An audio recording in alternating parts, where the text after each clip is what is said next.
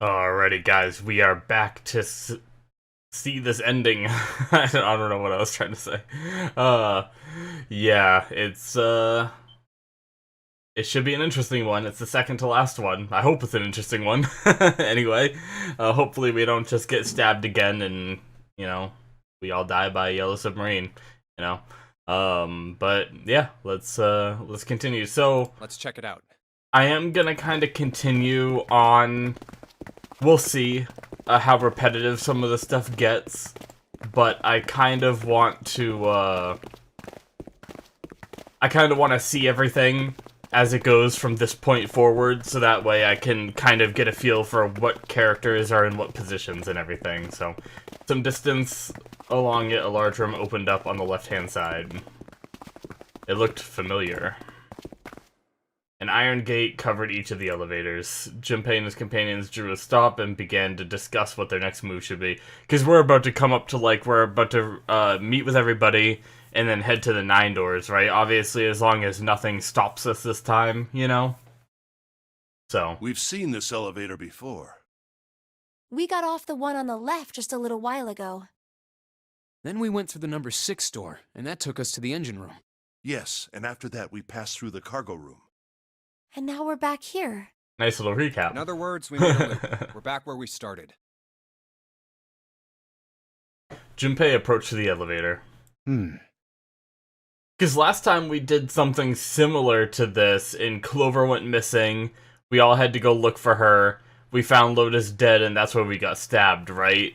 It wasn't the exact playthrough, because in the first one we went through door 7 instead of door 8, but the rest of the stuff was the same, except for obviously interacting with that safe and getting a few new dialogue options, so we'll see how this differs, I suppose. We needed a card to get to this point. I don't see a card reader here. Perhaps we aren't able to activate it from this location. Why don't you just try pushing the button? Yeah. Alright, gently push the triangular button on the wall. A moment passed. Oh, and it just works. Nice. No gimmicks. It works.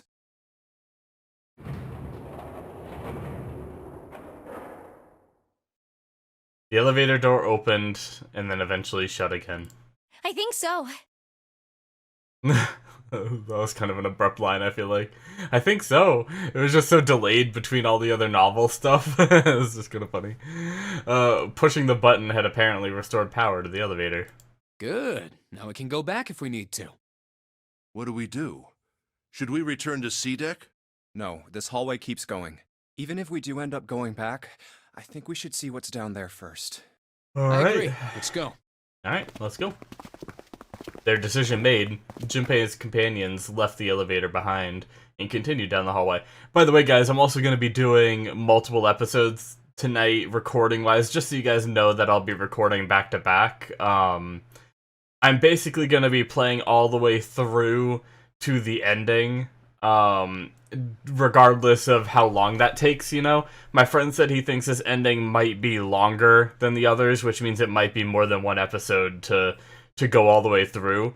I'm undecided yet. If I find a good stopping point around our normal episode length, I'll try to do my normal outro stuff, or I may just record this whole thing in one big video and then just cut it in half and release 2 videos, you know? So, anyway, just figured I'd let you guys know that I am doing this all in one day. It's not like any of the other times where, I'll record one episode and then wait a couple days before I record another one, you know?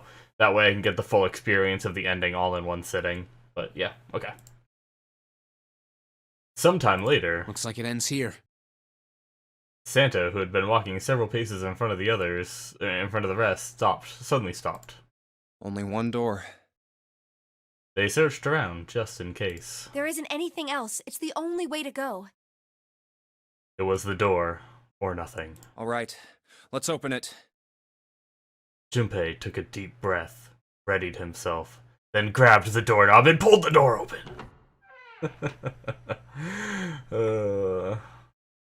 He paused for a moment, then stepped through into the room. And there he saw the number that had hung over their heads since they'd woken up.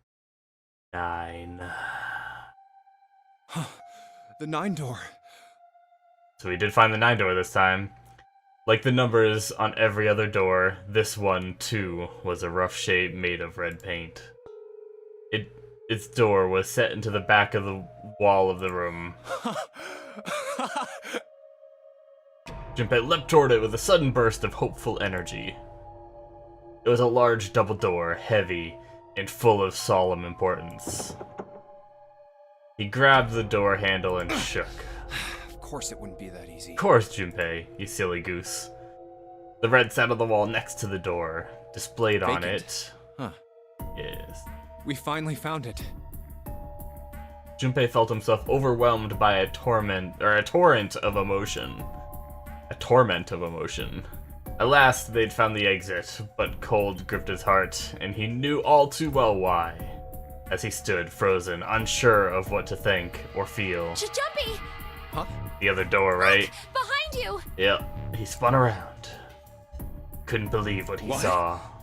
A 9 door. Yeah, this is all like repeat stuff so There's far, another but one. that's fine. I want to get like in the mood of this ending, you know.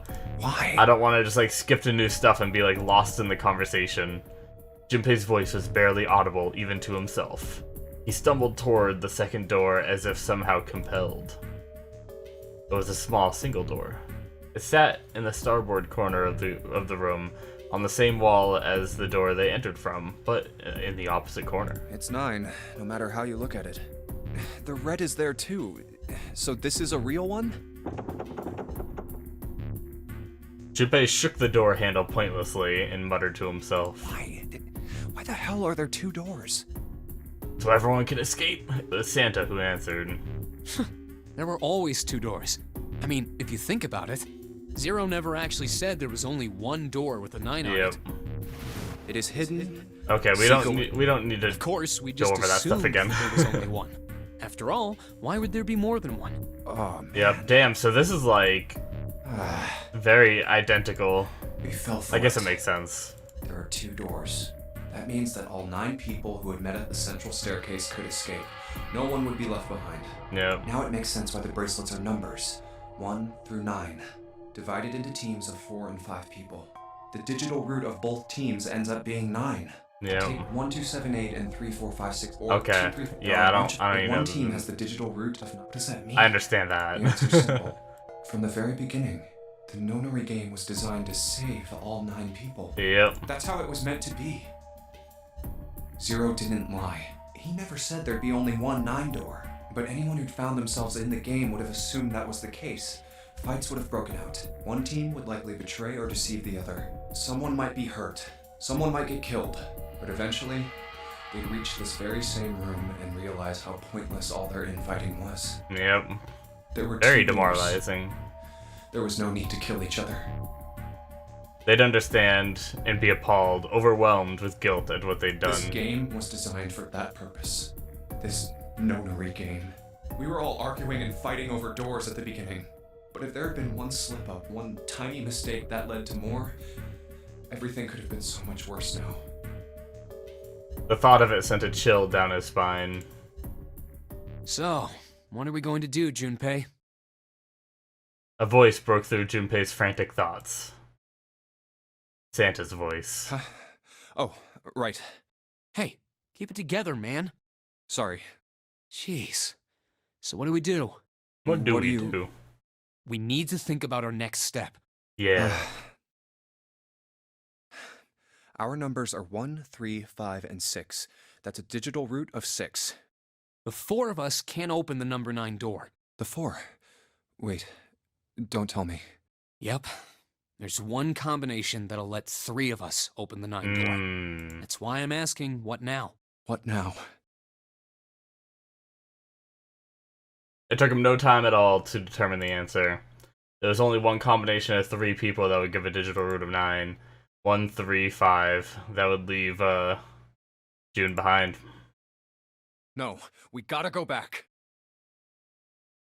That wasn't a possibility he was willing to consider. Santa and Ace agreed. Yep. I agree. We cannot leave June behind. Junpei let out a breath he hadn't realized he'd been holding. Are you sure? I don't mind staying. June's body betrayed her true feelings. Her eyes were wet with the beginnings of tears, and her legs It's shook. okay. There's no way we'd leave you behind. Santa had said what Junpei had known the moment he realized which 3 people could go through the door. Besides, I'd rather drown at the bottom of the ocean than escape with this sausage fest. Jeez. Maybe I'll get to go to Atlanta. Are Atlantis. you sure you don't mean Yep. Atlantis? Huh? Oh, right.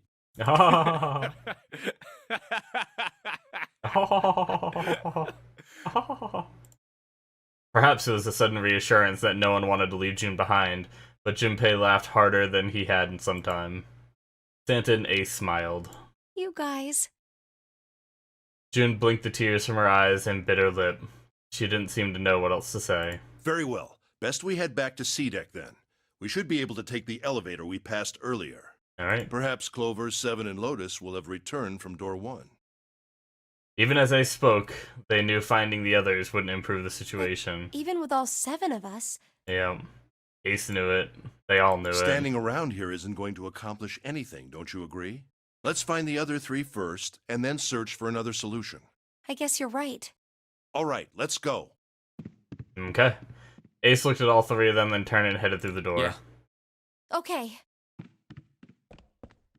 Santa and June followed. Huh. Yeah, we never, this is the ending that we never, like, looked at that casket, right? Junpei started toward the door, then Come stopped. to think of it, what is this room? Yeah. It didn't seem terribly important now, but what exactly was We it? were so focused on the doors, Okay, yeah, we now didn't we go even look into it. around. A red carpet ran between 2 columns of wooden benches that ran the length of the room. It looks like it's set up for some kind of ceremony, but what kind? So is this, I can't remember, is this the one where he ends up leaving here and then we get the knocking? I feel like that's what we're leading up to. Because everyone else was in the room when the knocking happened, and now he's in here alone. But, okay, facing the 9 door was the carpet leading to the bow of the ship. And at the end, yep, was it an altar, perhaps? There was a small rectangular alcove at the end of the carpet, and inside the alcove was a raised platform. Resting on top of the platform was a coffin. A coffin? That's right, yeah, because we get the knocking, which is ominous stuff here, right? And, like, no one hears it. It was just for us, the audience. And then we go and we meet up with the others. They say that Clover is missing. We go and look for her. That's when Lotus is found dead, and we get stabbed. So, and that was the knife ending. So we're getting very close to seeing the difference. What on earth is a coffin doing in a place like this? I'm just trying to get everything in order in my head before we get into this. But before Junpei had time to answer that question... Hey, Junpei, the hell are you doing? Yeah. Let's move. Why didn't whoever's in there knock sooner? Santa's voice echoed in from the hall outside. Right, okay. I'll be right there. Junpei turned on his heel and left the quiet, somber room. Alright. Yup. The knocking. Yep. Why didn't you do that sooner?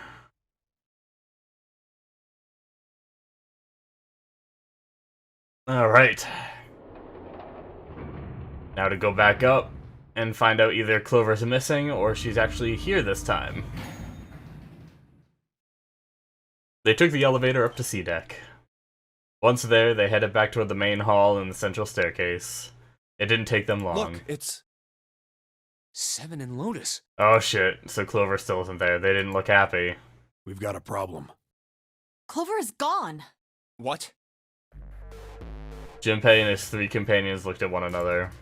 He turned back to Seven and Lotus. What do you mean, gone? Santa, Ace, and June had their own questions to ask. When? Why? You 2 went into door 1 with Clover, didn't you? Yep, Seven and Lotus responded as best they could. Yeah, we went through the door together. Yeah, she went into a room by But herself. Clover barely spoke to us.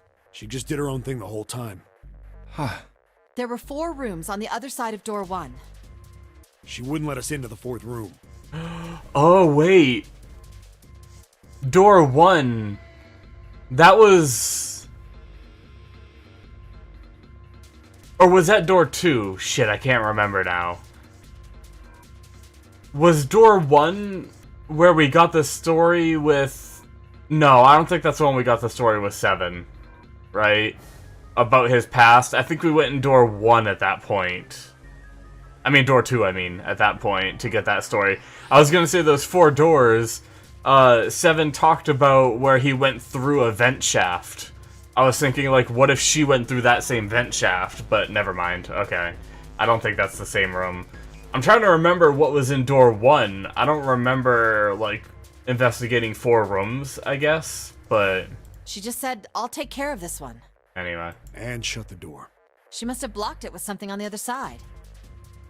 We waited for a while, but Clover didn't come out. We called for her, but she didn't answer. So I kicked down the door and we went into the room. But It was empty. Clover wasn't there. There was a door on the other wall. And it was open. Yeah, okay. I guess they would have talked about the vent shaft here. I'm an idiot. Okay. Clover wasn't there. There was a door on the other wall. Yeah, okay. We figure she opened the door and left by herself. We ran after her, of course, but Well, obviously we didn't find her. You figured that much out. Clover's gone. Junpei thought for a moment. When did this happen? We got here just before you. You certainly have excellent timing. So you haven't searched anywhere other than near the staircase? No. Oh, boy. We haven't. Finally, Ace spoke. His voice had an edge of resolving concern. Very well then. We'd best separate and look for Clover. Oh boy. We haven't much time left. Let's begin. Yeah. Alright. There were quick nods all around, and the 6 remaining players spread out. Oh boy. Junpei and June ran to the large hospital room together. As quickly as they could, they searched around and under the beds and in the She's not corners. No, she isn't. Alright, just in case, we should go take a look in the shower room. Shower room? That's where her brother is. She might have gone to see him. June bit her lip. She knew, as Junpei did, that there was only one thing to see in the shower room, and it wasn't pleasant. We might as well check, right? Let's go. There's a screwdriver stuck between the door and the frame. We can still get in. Thank you, 7. We should thank 7 later. Yep, exactly. Junpei and June slipped through the door and moved down the hallway and stepped into the shower room. Yep. We didn't do this last time, right? Fairly certain we didn't check this last time. Yeah, I don't think she's here. June's voice was faint, and she placed her hands over her mouth. Because I don't remember ever seeing, the shower room before we actually did the shower room. Well, no, because we did see it, because we came in after. Never mind, I don't remember. I'm too stupid. The smell is horrible.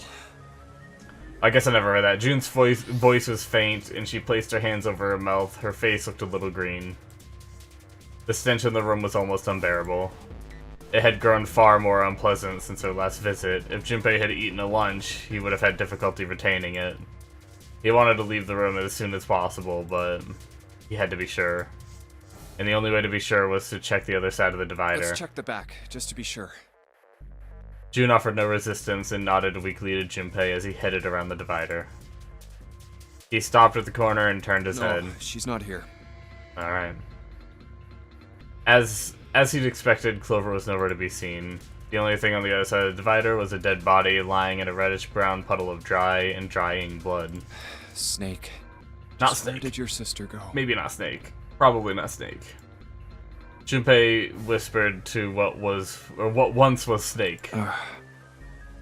He'd asked rhetorically, of course, as there was no way he'd get... Yeah, I don't remember any of this. No way he'd get an answer. He gave a deep sigh. Such a horrible way to go. The skull shattered, the left arm's hideously twisted. Huh? Wait. Wait, does he know? The bright white of the ulna was clearly visible through the remains of the skin and muscle. Bright white. Ulna. Bones. Yeah. The pieces fell into place. Wait. Junpei remembered something Clover had told him in the laboratory. Yeah, okay, yeah, that's right. That's right. It's not like a normal person's arm. I keep forgetting that this is finally the playthrough where, friggin' we do the laboratory. And, so why didn't this dawn on him the last time they came and looked at it, right? Because we did We skipped through it in this playthrough. But in this playthrough, he would have gone through door 8, had this conversation with Clover, came out, went into door 3, and then had had seen Snake's body. I guess he might have just been too stunned at first. Maybe he'll mention it here. But yeah, okay. I completely forgot that this is where Clover talked about it in door 8. The accident hurt him really bad. Of course. Of course. Why didn't I realize it earlier? Yeah, that's what I'm wondering. Clover had told Junpei that Snake's left arm was prosthetic, but the left arm of the corpse behind the divider was quite clearly a real human arm, or at least it had been once. That meant the corpse. Jumpy? June's unsure voice at Junpei's suddenly strange behavior drew attention back to her. Oh, sorry for making you wait. Let's go. Drew his attention back to her. He's not gonna tell her? Junpei and June headed back to the large hospital room.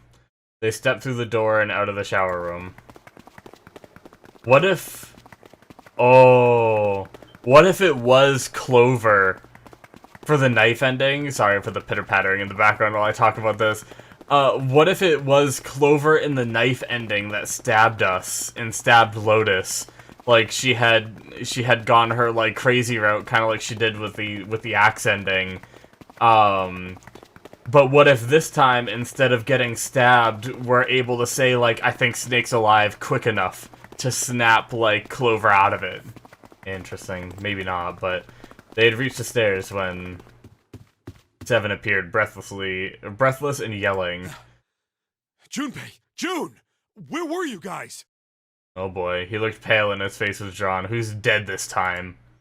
Something terrible had happened. Oh god. Junpei's breath caught in his throat. Did something happen? Seven drew a shaking hand across his face and gulped down a breath of air. Clover is dead. Oh, god damn it. Well, found there her goes that theory. in a first-class bathroom. First class bathroom. Oh, jeez.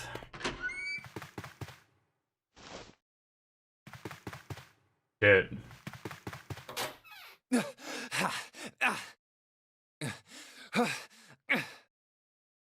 All sounds ceased for Junpei. The world was empty, muffled expanse. Then he began to hear his own breathing. Damn. June's mouth moved, but he heard nothing. She tried once more, and then her energy was gone, and she collapsed against the wall. He could have helped her, but he hadn't, and now she was dead. So he stood there, frozen in place. Clover. Why? Why did this happen? I really like this, like, background track that, like, kicks in with that, like, piano. He forced his body to move.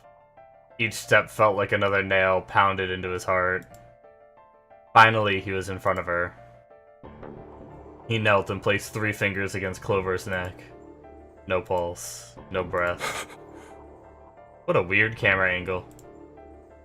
But she was still warm and her eyes were closed peacefully. Her eyes were closed peacefully. It would have been easy to think she was asleep. Easy, that is, were it not for the slowly expanding puddle of blood beneath her. He traced its source back to her. A gash just beneath her shoulder blade. Was the weapon a knife, perhaps? If it was a knife, the killer had taken it when they left. When he closed his eyes, he saw Clover smile. Clover! Her innocent smile. Her energy. He would never see her smile No again. way. He could have done something. He could have helped her. His stomach twisted itself into a sickening knot. Let's get out of here, June. Junpei lifted a limp June from the floor and carried her from the bathroom. I almost read that as limb, and I was like, wait, what? why is Junpei lifting limbs? Well, shit. Are you alright? Rest in peace, Clover. It was a foolish question, and he knew it. Yes, I think so. Her voice was weak. The fever had gone down, but the emotional scars she'd received were not likely to recede as quickly. Junpei laid his hand on her shoulder, and they walked back to the bedroom. You should get some rest. Here, the bed. Can you sit? Yes. She nodded once and stared at the floor. There were 4 others in the room. Ace, Lotus, Santa, and Seven. They all stared at nothing, their faces drawn and tired.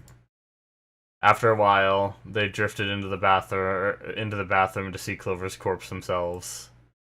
Once everyone was back in the bedroom, Junpei walked slowly to the center of it and looked around as the slumped figures gathered there. Who was the first to find the body? Me. Seven spoke from behind Junpei. He turned around. Seven's hand was up. Why did you come to this room? To look for Clover. Why else? I found her body in the bathroom. As soon as I did, I ran outside. I got to the top of the stairs by the casino and yelled as loud as I could. Hey, guys! I found her, but it's bad! She's in the bathroom in the first-class cabin! Come quick! Or something like that. Then I went back to the bathroom. Ace, Santa, and Lotus showed up real soon after that. But I guess you two hadn't heard me or something because you didn't show. So I took off down the stairs to look for you. After that, I mean, you know the rest, right? Junpei nodded and closed his eyes. There was one more thing he needed to ask. Seven, there's one more thing I'm worried about. What? You stuck one of those plates in between the door and the frame, right? Why did you do that? Come on, didn't I already tell you that? I did it so that the door wouldn't lock. So we could come back to this room? Oh, you think I did it? Well, I don't know. Jeez. That kind of depends on what you say, doesn't it? Goddamn, Crying Junpei. out loud. Seven sighed and shook his head. Follow me. There were 2 doors standing next to one another. He opened them. He opened the one on the right. The Closet? safe.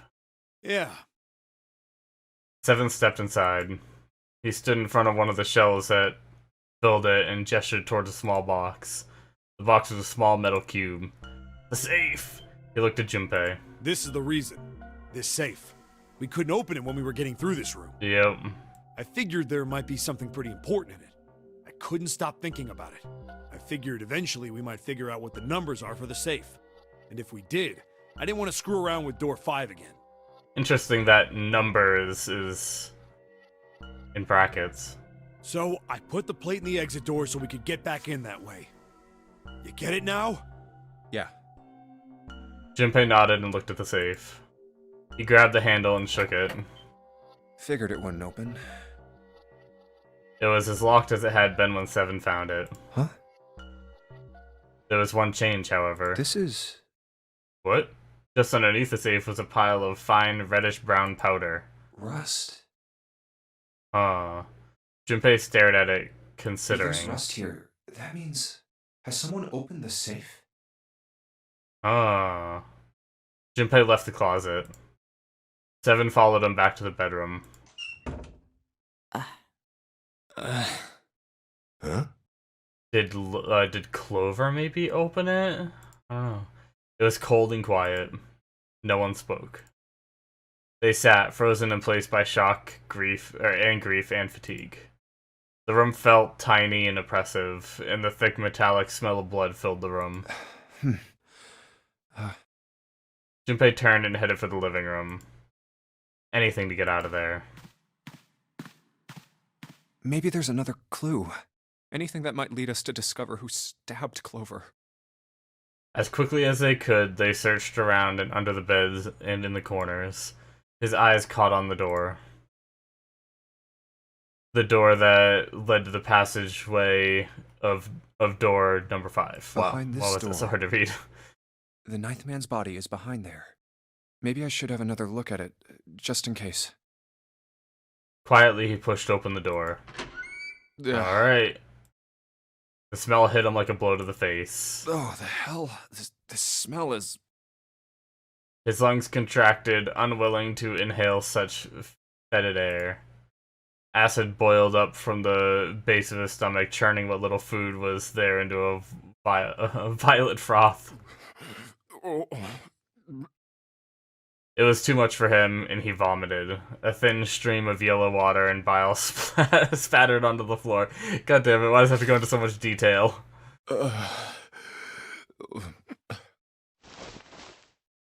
He wiped his mouth weakly and stared at the dead body. Chunks of torn flesh lay in an arc around the body.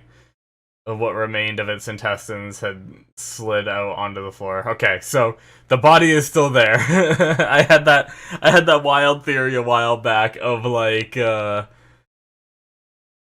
what if someone like moved this body in order to fake Snake's body, you know? But nope, this body is still very much there. It would have been very hard to move that body anyway, so it would have been a hard thing to do.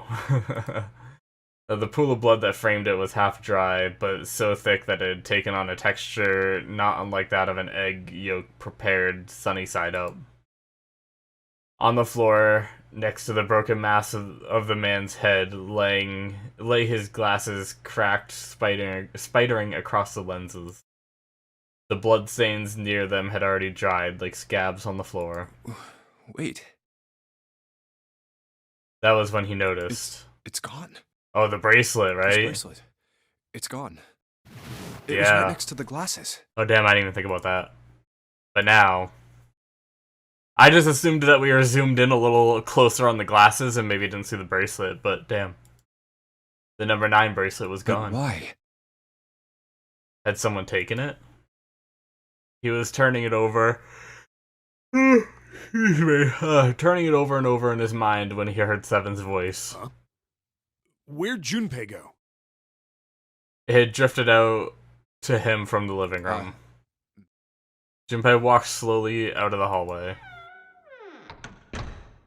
Oh, there you are. Were you looking for something in the hallway? Seven looked up as Junpei entered the room. Yeah. Did you find something? He thought for a moment before he responded. No, nothing. Oh shit. Technically, it wasn't a lie. He hadn't found anything in a way. In fact, that was the problem. Something he'd expected to find hadn't been there. The 9th man's bracelet. What's up? Well, I wanted you to take a look at something. What is it? Seven led Junpei back to the bathroom. Is her Clover. bracelet gone too? As Clover's corpse came into view, he felt his heart flip and then fall to the bottom of his stomach. Something between a sigh and a groan escaped his lips. What was it you wanted to show me? His voice was hollow and empty. I searched Clover's body again. A real shame. She was stabbed once in the back. Probably by That's a what knife happened to or something. us. That's what happened to us. And I found this. As he spoke, he moved around Clover's head, then knelt down and flipped open her right hand. What? Oh shit. She was holding a piece of paper. I haven't actually looked at it yet. Didn't want to disturb the crime scene, you know? Basic stuff. Well, I did borrow one thing. What? He wasn't sure what that meant, but it likely didn't matter. The paper was more important. I'm opening it. He picked it up and carefully opened it. There were 2 sentences written on it. Truth had gone, and truth had gone. Ah, now truth is asleep in the darkness of the sinister hand. What? Truth had gone, and truth had gone. Ah, now truth is asleep in the darkness of the sinister. What is this? Some kind of secret code? Seven peered over Junpei's shoulder at the note. Junpei stepped away from Clover's body and into the living room. He began to pace, attempting to decode the note. A code. The first clue was likely the phrase sinister hand. Sinister hand means, oh god, the right or the left hand? How the hell am I supposed to know that? Well, I'm left-handed, so every right-handed person is sinister, so... No, that's not right.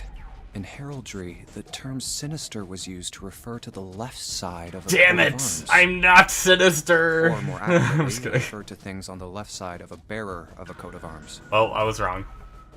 I'm an idiot. The left hand. The left hand. What does the left hand mean? Junpei looked at his own left arm. At the bracelet on his wrist. Is everyone's bracelet on their left? Does the darkness of the sinister hand have something to do with the bracelet? Yeah. He examined the bracelet There's closely. two things sticking out on either side of the face. The left and right sides of the face. Left and right. Left and right. Right and left. Truth is gone. Truth gone. Truth gone. Maybe those two words. How about reading it out loud? How about switching the sentence around? What else could gone and truth mean? Or how about reading them backwards? Reading them backwards? Enog. Hetrot. Or hetarut. I'm just kidding. I guess it could also mean like gone had truth. Gone had truth. Kind of like that. But I don't think it's that. How about switching the sentence around? I don't know. Had truth gone? Had gone truth? I don't really know. At least for the first lines. Truth gone, maybe those two words. How about switching the sentence around? How about reading it out loud? I mean, he already did read it out loud. I guess, my guess would be what else could gone and truth mean? What else could gone and truth mean? Truth, of course, means something that is correct. Something that's fact. In other words, something that is right. You could then safely assume that gone means left. After all, after someone left, they were gone. I mean, that's a hell of a stretch of the imagination and play on words, I guess, but it's kind of cool for, like, a coded thing, maybe. I mean... But in this case, they clearly refer to their directional homonyms. Then truth equals right, and gone equals left. Junpei looked at the bracelet again. The left and right of the bracelet. These two things sticking out. So if I... Oh, geez. Press them in the following order. Oh my Lanta. Are you serious? Well...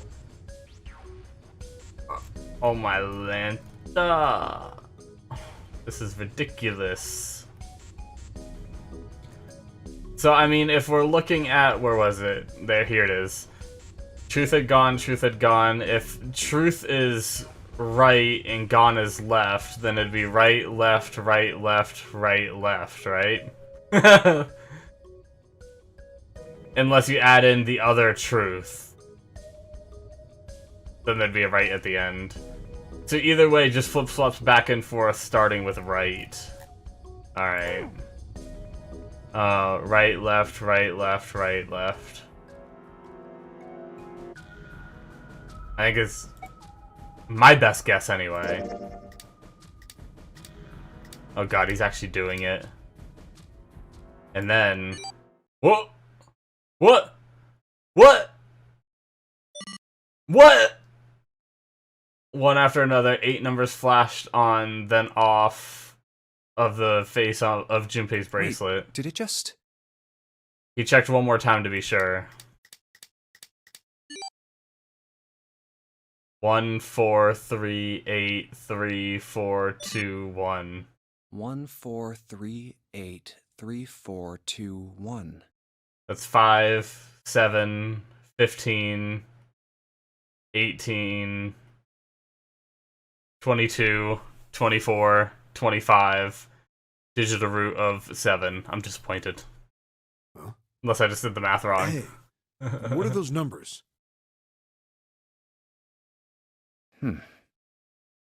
Junpei didn't answer. He couldn't answer. He had no idea what they were either. This is one hell of a frickin' puzzle to figure out for Junpei. That's insane. Just like drawing those connections with those words and everything. My god. Besides, he was sure he would forget the numbers in the order they came in if he said anything. 1, 4, 3, 8, 3, 4, 2, 1. Could it somehow be the combination to the safe? But that's a dial lock. Usually that's 3 numbers, right, left, right. But we are dealing with rights and lefts. Muttering the numbers to himself over and over, Junpei headed toward the bedroom. 143834221. And 38 is usually way too big for a dial lock like that, but we'll see. 34 and 21, maybe 14. 143834221. 143834221. 143834221. Just keep repeating it, Junpei. One more time. Before long, he found himself in front of the safe again. Its lock was the only device he could think of that required a sequence of numbers such as the one he just discovered. Except for the goddamn casket in the other room, but, you know, it's probably this. Besides, someone had already opened the safe at least once already. Had Clover come to the bedroom to open it? Junpei slowly dialed in the numbers the bracelet had given him. 1 to the right. Oh wow, so 4 to the left. So we're just doing it one number at a time for all of them? Oh. That is a large-ass combination for a safe, I feel like. Bingo.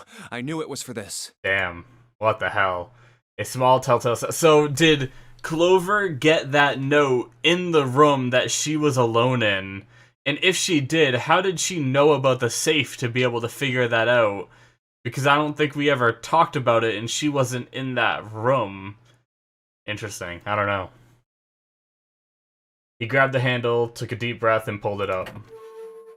Oh, shit. Is this some sort of note? Inside was a piece of paper. It was roughly the same size as the one Clover had been holding. Let's see. Junpei picked it up. This is what it said. Fact number 1. The Nonary game was played once before 9 years ago. You have the 16 kids that went missing? Fact 2. The person with the number 2 bracelet attended the game 9 years ago. Yep, we knew that Snake did. Yep. Fact number 3. It was planned by the following 4 people. Shit. Wait, the Nonary game was planned by the following 4 people? Cradle Pharmaceuticals CEO, which is Ace. Gentaro Hongo. Cradle Pharmaceuticals Chief of Staff. Nagisa Nijisaki. I'm pretty sure Ace was the CEO, right? I haven't heard of anything about Chief of Staff yet, so I don't know who that is. Cradle Pharmaceuticals R&D Supervisor Teruaki Kubota. A majority shareholder in Cradle Pharmaceuticals, Kagechiki Musashido. God damn it. I must punish them for the innocent lives they sacrificed. Damn. This is the only warning they will receive. That innocent souls might be saved. I now state the truth. 0. Damn. 0 really is Nona! Getting revenge for what happened! So they made the Nonary game! Junpei left the closet. There were 5 people waiting for him in the bedroom. Ace, Lotus, Santa, Seven, and June. He looked at each one of them in turn, then slowly placed his hands in the pockets of his vest. Sorry, but do you think you could all come with me? Come with you. I want all of you to go to the big hospital room. Oh shit. Why? There's something I want to be sure of. Oh damn. What do you want to be sure of? I want to know if the person I suspect is really the culprit. So we have... both Snake is missing, theoretically, and Clover is dead. 2 of the people that we know actually participated in the previous Nonary game, right? And Clover was stabbed, and Snake is missing. Interesting. I wonder if that's, like, relevant, if he's like, oh shit, I need to take care of these 2, they know too much or some shit. I don't know. If it's like Ace or something, trying to cover tracks or something for the previous game. I don't know. Then you're saying... Yeah, I think I've got it figured out. Oh shit. I know who killed Snake and Clover. The atmosphere in the room changed. Grief was suddenly gone, replaced by attention like a strap of leather stretched to its limit. 5 sets of eyes stared at Junpei. He pretended not to notice. Anyway, if you could all please move to the big hospital room. I'll explain everything as soon as we get there. Okay, so we're about to move to the big hospital room. We're about to have a big reveal. I hate to leave you guys, or maybe a big reveal. We'll see what Junpei has come up with. If it's, I mean, obviously we know, like, if those facts are accurate, it seems like they were written by Zero. We know that one of the people who started this whole thing, started the Nonary game, is here, or the first Nonary game. And that would be Ace. So I don't know if that's gonna be a thing. But the thing is, would Ace even know? Would Ace even know that Clover and Snake were part of the game 9 years ago, considering, like, we had that thought that he might have, that disease that he can't, or that illness, whatever it's considered, mental disorder, whatever it is, that you can't distinguish faces. So would he know that Clover and Snake were in the one 9 years ago? Thinking. I don't know. But anyway, I think this is a really good spot to end this episode and move into the next one and see what happens. I don't know how much is left. Hopefully there's enough to fill another episode. If not, I guess we could start working towards the last ending, or maybe we'll just end it early, you know? So anyways, guys, thank you so much for watching. I'm super excited to get into the next one, so let's just cut it here. Bye, guys.